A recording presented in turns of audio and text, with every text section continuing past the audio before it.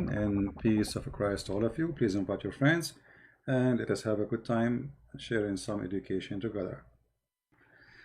So the question is Ishmael from the Arab? You see, for me, once actually I have an argument with someone is in Middle Eastern Christian, and you know, we grow in the Middle East and we hear things, and you know, we go to school, and you know, we are like, we don't want to use the word brainwash, but it's somehow it is like this, because we grow up in a society and we take for granted what we hear. Nobody want to go study, investigate. Before I start actually, I decided to show an article written by a bishop, an Aramaic bishop, who speak Aramaic fluently, and this is his language actually. He's an Aramaic bishop. Let me see if I can put the image for you here, the article. Give me a second, please. Now the article in Arabic, but doesn't matter really. We can share the link and you can use Google translation from your side. And you can search actually the article yourself and you can read it. Now, I am not trying to prove my point from an article, but those people, they don't say things unless it is accurate. Here, American Foundation for Syriac Studies. And in order to be teaching in such an organization, you have to be the top, and the guy is a bishop for millions of people. You go there and you will see where he is explaining the word Arab and Arabo. Let me zoom in. It says here, Al-Arab كلمة سامية قديمة معناها سكان الصحراء أو البيداء. The word Arab mean it's a you know, from the Sami origin, from Sam, and from the language of Sam, and mean the inhabitants of the desert, or you know, Baida is like, you know, there's a desert and there's the one, it's in the way to be a desert, or you're getting closer to the desert, it's get like you will see some green, but it's not desert yet. So those people who live in those places, they call them Arab. It is not a nation. Whoever live in the desert, he is an Arab. All right. So,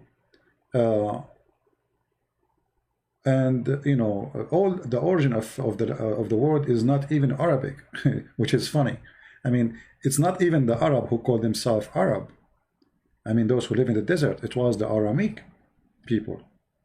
And here you see how funny it is that now today you have a name people use and you call yourself, but in fact the one who gave you the name, it was not you. It was the Aramaic. Now, the word Arab, by the way, is not only mean, or doesn't mean only people who live in the desert. It means people who they are savage. So it's kind of like if somebody, he did not take a shower for long, you know, like he's a Badawi, you know. So this is Arab. It can be used even for someone who is not an Arab as a way to describe his situation, let's say. And here he's explaining to us how the words came to the existence today. All right. You can search. Actually, I'm going to post the link for you guys. Give me a second. Let me copy the link. I will post it for you in the chat, so you guys can use Google translation from your side, and you can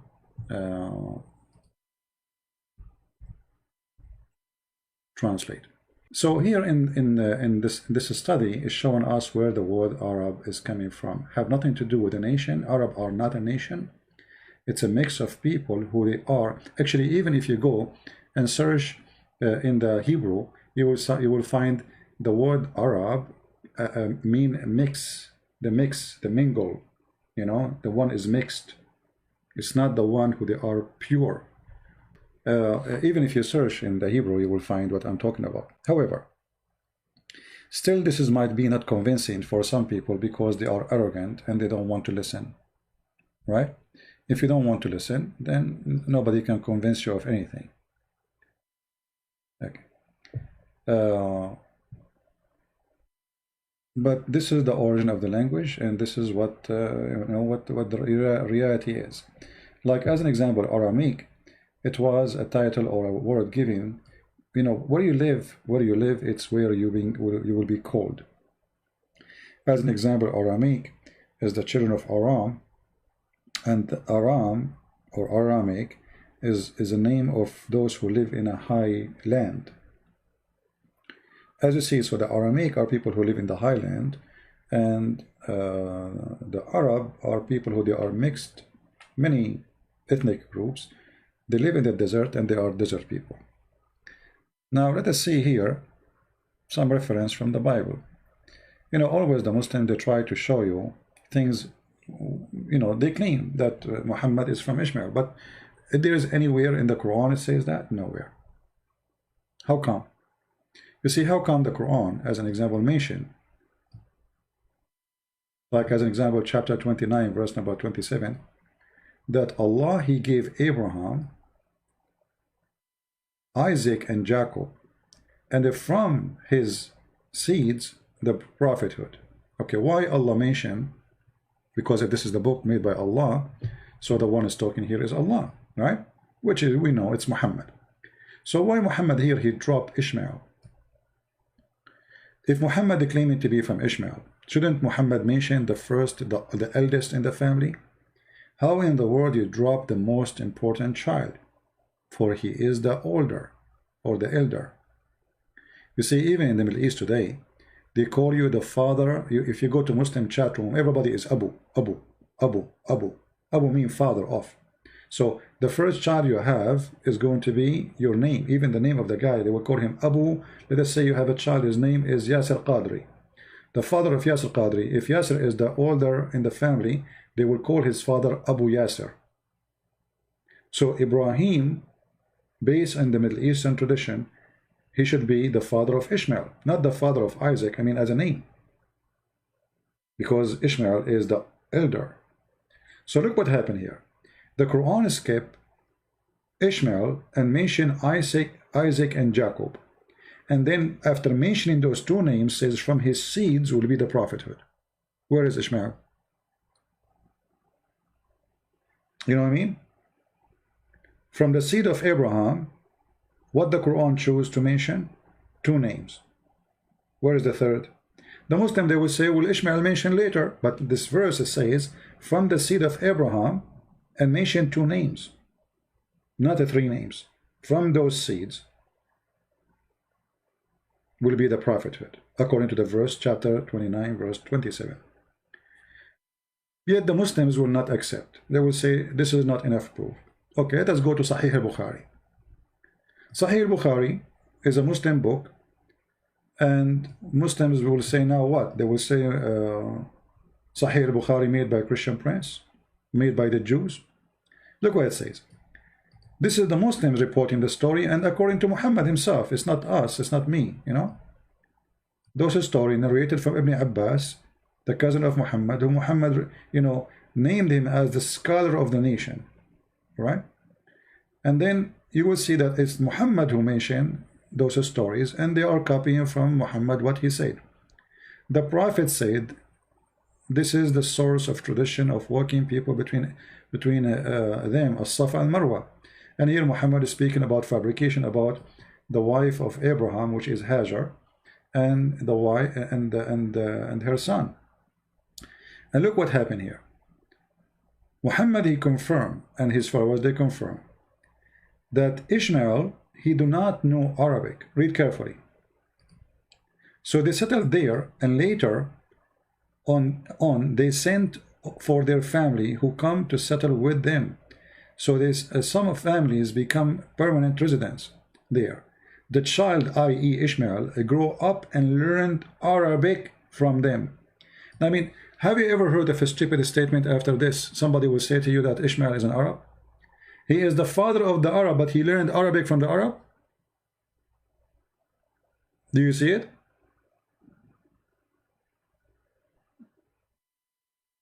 Imagine I go to Indonesia and I am 11 years old, and then I learn Indonesian from the Indonesian, and then I am the father of the Indonesian.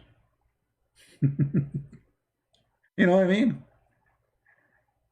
So even their books proving that this is statement or this theory is a joke, is, you know, Muhammad is a fraud. All his what he's trying to do, he wanted to try to get some legitimacy to be from Abraham. Like, I am not from the middle of nowhere, I am from Abraham. Like, hello. But it's obvious that this is stupid.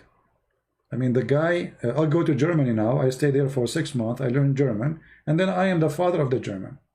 But the German are already there, and I'm learned their language from them, which means there's a nation, there's a language established, there's people who speak such a language, and then I go there and I learn Arabic, and then I became their father. All right? So it's very silly and very stupid argument when they say such a statement. And actually you can see more reference in my books about Ishmael being the father of the Arab. And here in the same time, you know, if I am from Ishmael, does that make me a prophet? No, I mean, do we inherit prophecy? I mean, if my father is a prophet, I will be a prophet too? No. It's about God, you know, he chose people, like, you know, not from everyone from Israel he became prophet. There's chosen people by God who they became prophet, regardless who they are, their fathers. But they are from the children of Israel. Muhammad is not from the children of Israel, and Muhammad is not from Abraham for sure. Number two, Ishmael, he did marry an Egyptian woman. Let me find some reference.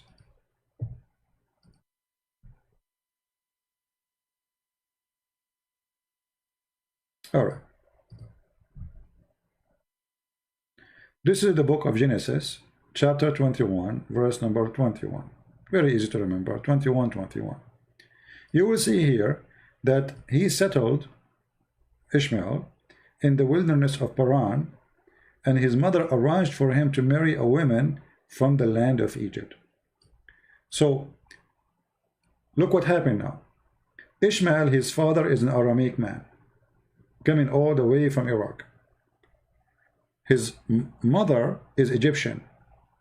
The wife of Ishmael is Egyptian too. So how he became the father of the Arab? You know what I mean? Do you see what do you see what I'm talking about? So now we have more confirmation that there's no way, even he had nothing to do with the Arab. Even though, by the way, the word Arab means people who live in the desert, doesn't mean an ethnic, as I say. But if we claim, if we say, okay, they are ethnic, somehow they became ethnic. But even, I mean, why the Jews? I mean, long before Muhammad exists. So the book of Genesis is written way before Muhammad even was in the belly of his mother. Why the Jews want to write such a thing? Why they want to lie about it? You know what I mean? So he married an Egyptian woman, and there is then now all the options of having children who are Arab is gone. The Arab themselves, Muhammad himself, the Sahih hadith confirm that Ishmael, he learned Arabic from the Arab. And if you marry from the Arab, even if you marry from the Arab, does not make your children Arab. The children will follow their father. You know what I mean? As an example, Moses himself, he married a Bedouin woman. Bedouin from the desert. Doesn't make the, you know, we can say they are Arab like as Bedouin. You know, we remember that the word Arab means people of the desert. So, but doesn't mean that children of Moses are Arab. Otherwise, we will say Moses' children are Arab too. So this is a very silly argument. But as you see, even the Bible confirms that Ishmael, he did marry from an Egyptian woman. Then if we go, we will find more reference in Genesis 28, verse number 9. You will notice that Ishmael, he lived very close to his brothers, to the point they are marrying from his daughter, as an example. If he is living far away, they will not even know that he have a daughter. You know, we are not living in the 20th century where you can take an airplane and you go there, or people speak in the internet, if Ishmael was living in Mecca, it's going to take them maybe a month or so before they can arrive there. And then if we go to more verses in the Bible, we will see Genesis chapter 25, verse number 10. We will find that Abraham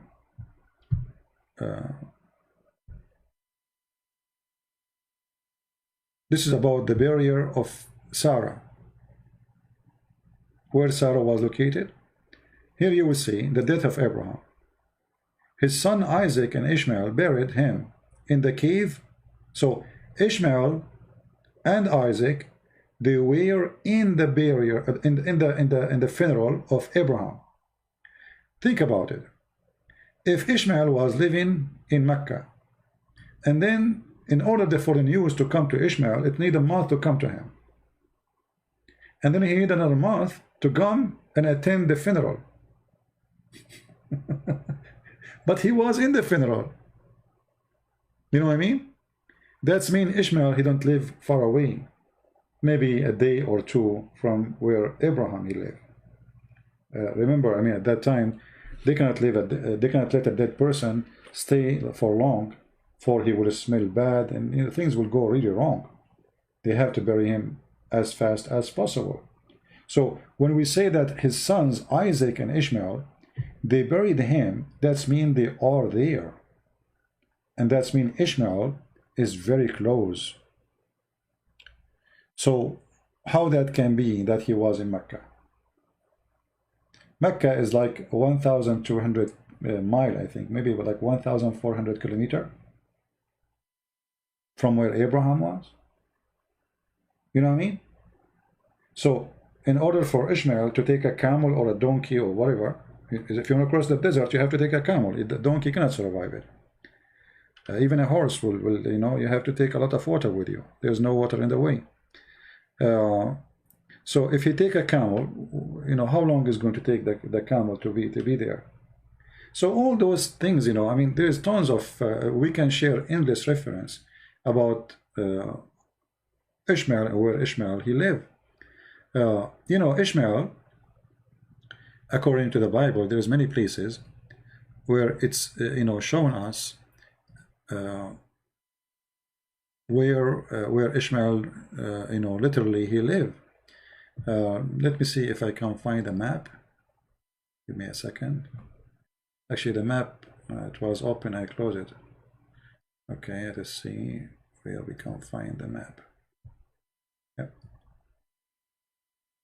All right, this is the wilderness of Paran. I mean, it's far away from Mecca.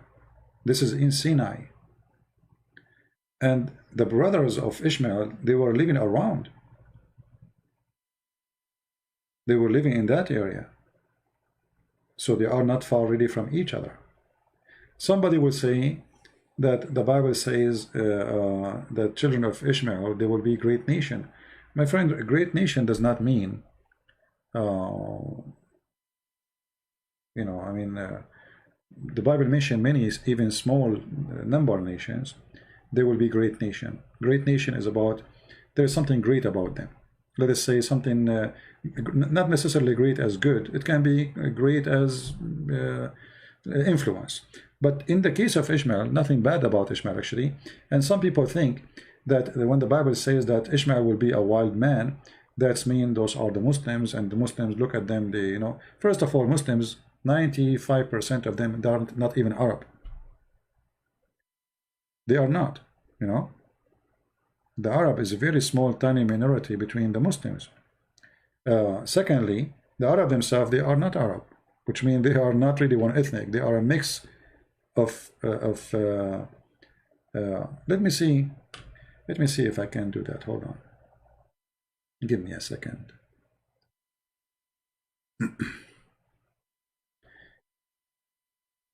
You know, we try always to make our statement facts, not just talk. Talk is cheap, right? Let us see.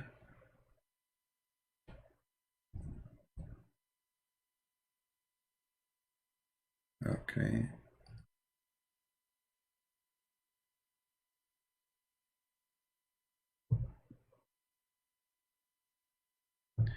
All right.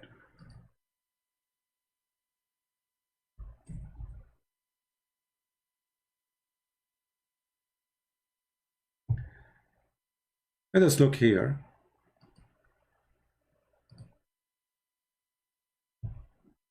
The word Arab. What the word Arab mean in the Hebrew language? Do you see how the word come? Mix, mingles, mix together, mingle self, mix. Aramic corresponding to Arab, to mingle, mingle, self mix. All right. So it's a mix. The Arab are mixed people, you know, and there is people who they have very. I mean, if you look at the people of Yemen who claim to be Arab, they have nothing to do as a look with the people who live in Saudi Arabia. People of Yemen, they are short. Most of the Bedouin, they are taller, way taller. People of Yemen, they have a totally different character. And people, actually, if I show you a picture of those who supposedly are called Arab today. Give me a second. You will find that they have nothing to do with each other.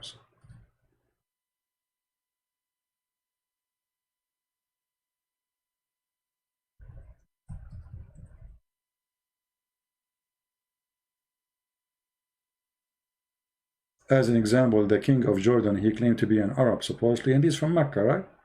What about this guy? He have a blue eyes. Anyway, let us see. This is the king of Jordan, and those are next to him, they are Saudi. Anyone notice any things they share? Nothing. Now somebody will say to you, well, the king of Jordan, his mother, she is rich. Doesn't matter anyway. You know, people of Jordan look different. The more they are, you know, I mean, Saudi, they look different. They are taller, they are skinnier, they have different build, and not all Saudi are the same. You know, depend on the location, which territory you live in. Every territory have different look, have different even accent, and even Muhammad, he mentioned that his people will not be capable to read the Quran in one letter. If you remember, why? Because those are mixed. They are not Arab. You know, there's nothing called really Arab. Each one of them have his own potato language. So let us see here.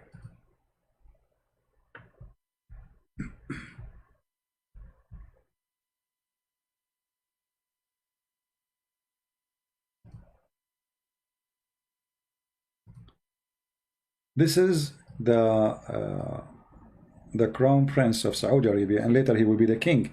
And the other one is a ruler from Emirate. Now, you look at them, maybe both they are dressing like Arab, but I mean, as Bedouin people, but they have totally different look. Their eyes is different, their nose is different, their mouth is different. Everything about, even their build is different. Everything about them is different. So you can tell they are two different people. Let us see another one.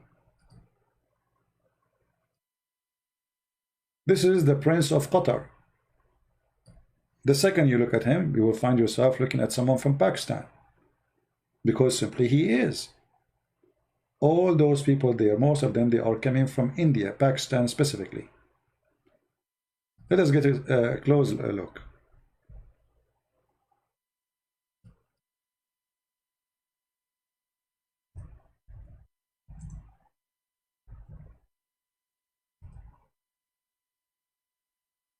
Give me a second.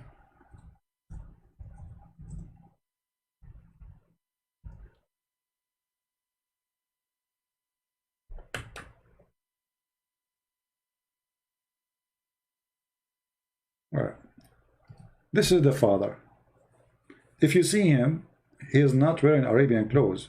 If you see him in the street in Pakistan, are you going to recognize him that he is not a Pakistani person? No way. It's impossible. Right? All those people, they are coming from, because they are, you know, Pakistan is very close, by the way. It's just, you know, like a few hours by the boat, you will be there. It's almost across the border. Their even their tradition, their food, their look. This is the Prince of Qatar right now, isn't it? This is a guy from Pakistan. So how those Arab, they look different? I mean, each one of them is coming from different galaxy. Why they are not looking the same? You know what I mean? If when we say Arab, we are talking about ethnic group.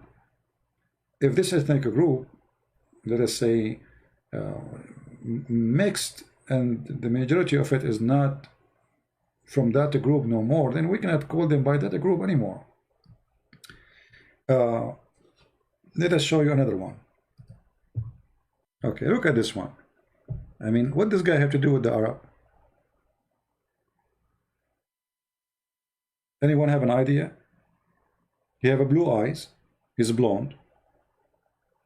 You know, if this guy he walk in Europe, you would think he is European like everybody, right? How this person became an Arab? Look at his wife. How this wife is an Arab? You know what I mean? So what does Arab mean exactly? I mean, when they say Arab, it's a joke. There's nothing it's called. Like when I say Arab, I mean that originally we are people coming from certain area as desert, but it's a mixed area with many ethnic. Nobody knows actually who they are, where they're coming from. It's a big mix.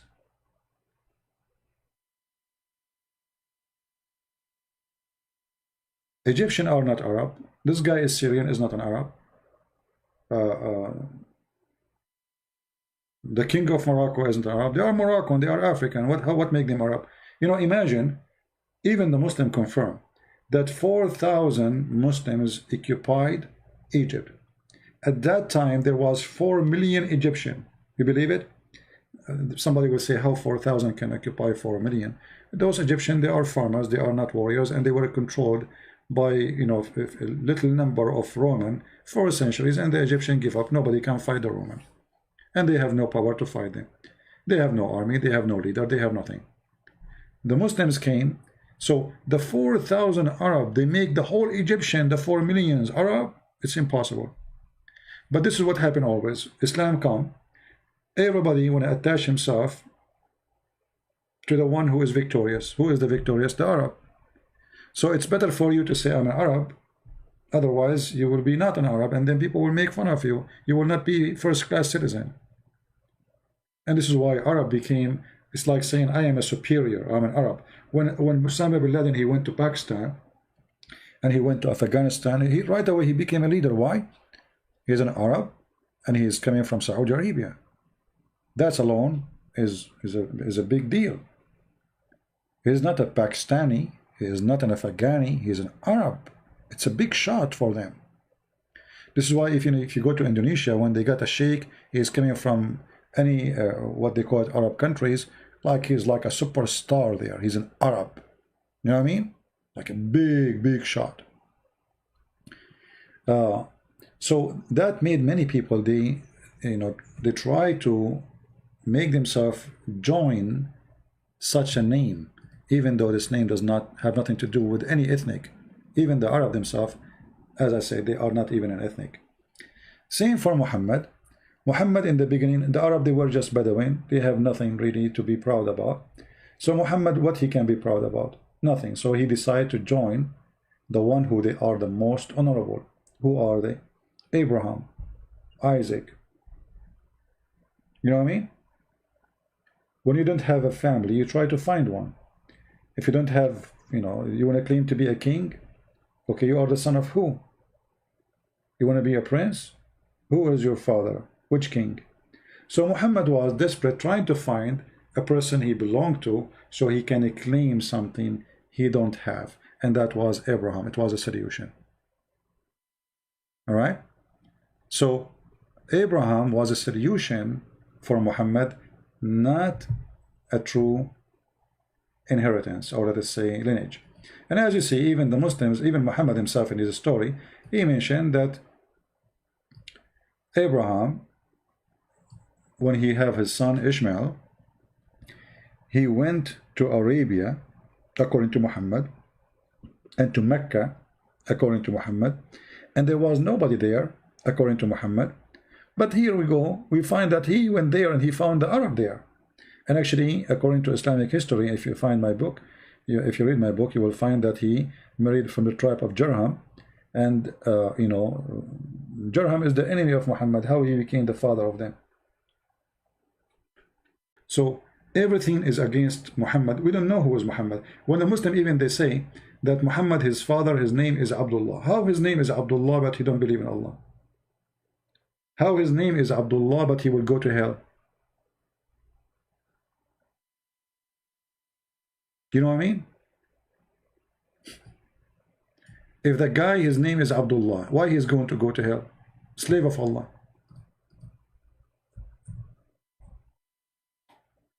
Right? Muhammad, he confirmed that his father is in fire.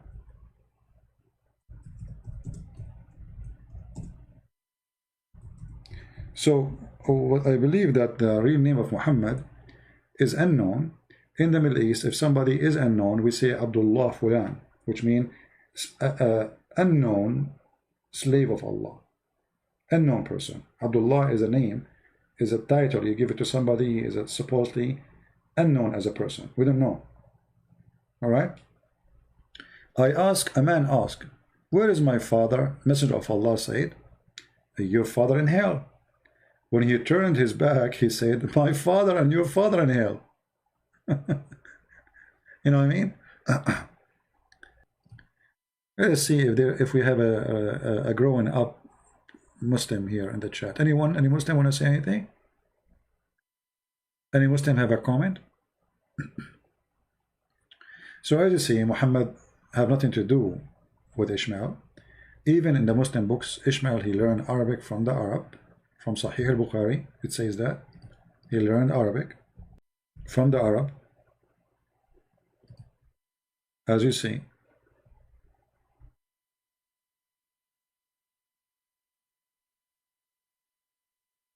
So all those statements is a statement of ignorance, even if the one who say them is a Christian. It's okay. I mean, you get to be ignorant for some time. You know, me myself, when I was a kid, I heard people saying, is Muhammad from Ishmael, from Ishmael. So for a while I was thinking, okay, he is from Ishmael. How I know? Until you start, you know, digging and searching and studying, and your knowledge increase, and then you will find that this was nothing but a false you know, statement. And you know, there is many people, they go today in churches, they claim to be teachers, but they have no idea what they are talking about.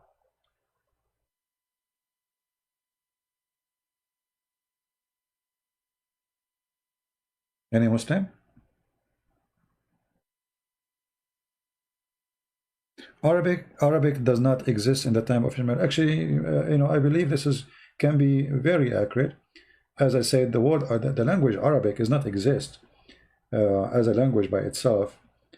The Arabic language is a mix of Aramaic and other languages. Actually, if you read the Quran, I believe that the first Quran was not even in Arabic. It was written in Aramaic, even Aramaic letters. And everything the Muslims today they use in their Quran, obviously it's Aramaic, but they don't know what the word means. As an example, if you say to a Muslim, okay, you say Abraham, what Abraham mean? He don't know. What Moses mean? He don't know. You know, okay, this is Hebrew supposedly, but you know, they have meaning in the Aramaic language, because Aramaic language is the mother language. You say Isaac, what Isaac mean? Israel, what Israel mean? They don't know. Sam, what Sam mean? Ham, all those names, what they mean? They don't know. What Adam mean? They don't know. For none of those have nothing to do with them. It is names and stories brought to them from other nations. You know what I mean? So, because it is, let us say, imported culture, there is a gap when you read the Quran and you read the story of Muhammad. There's no connection. Muhammad himself do not know what he's talking about. As an example, if you ask Muslims, let us go to the Quran. Chapter 19, verse number 1. You ask the Muslim, what is this? They say this is a miracle. Oh, what do you mean it's a miracle? What is this? Allah knows best. What do you mean Allah knows best? Do Muhammad know? No. Do Aisha know? No. No, they didn't know. Why? Because Muhammad is a thief. He was copying from the book of Waraq ibn Nawfal. And in the beginning, Waraq ibn Nawfal, he wrote Kahiyas. What Kahiyas mean? You have no idea. Have you ever heard of somebody as a teacher? He says to you, today I will teach you something. And then he writes in the screen, Kahiyas. And then you ask him, the teacher, what does that mean? He says, Allah knows best. Why? Because he is a thief. He don't know. This is not his book. You know what I mean? This is style of writing is Aramaic style, Christian Aramaic. They summarize from the beginning what the topic will be about. It's like the title. So letters have a value in the Aramaic language, and actually even the Arabic, because they are copying the Aramaic. So each letter have an Aramaic value, and you will notice if you put all the value together, they will make a title says Kahiyas, which means Christ is my God. And does it make sense? Yes, absolutely. This is the chapter of Maryam. Chapter of Maryam. Who is Maryam? The mother of Jesus. So what the first sentence is saying? Christ is my God. Al-Masihu Ilahi. Muhammad, you do not know what this means. He copied the letters as they are, put them there. You know? No. But this is about Mary. The whole chapter supposedly is about Mary. And as usual, Muhammad always copied the name wrongly. So he thought that Maryam is the same Maryam as the sister of Aaron. This is why in the Quran he called her, O sister of Aaron. You know, Muhammad always remind me of a thief. He stole a Rolls Royce. You know? And then he don't want anyone to know that this is the stolen Rolls Royce. But in the whole city, there's only one Rolls Royce. So what Muhammad will do? In order nobody will know that this is a Rolls Royce, he changed the thing in the front of the car. You know, he put something in the top of it. He took it, but let's say he take the symbolic for Honda. He put it there. People ask him, what does this mean? He don't know. Because both are theft.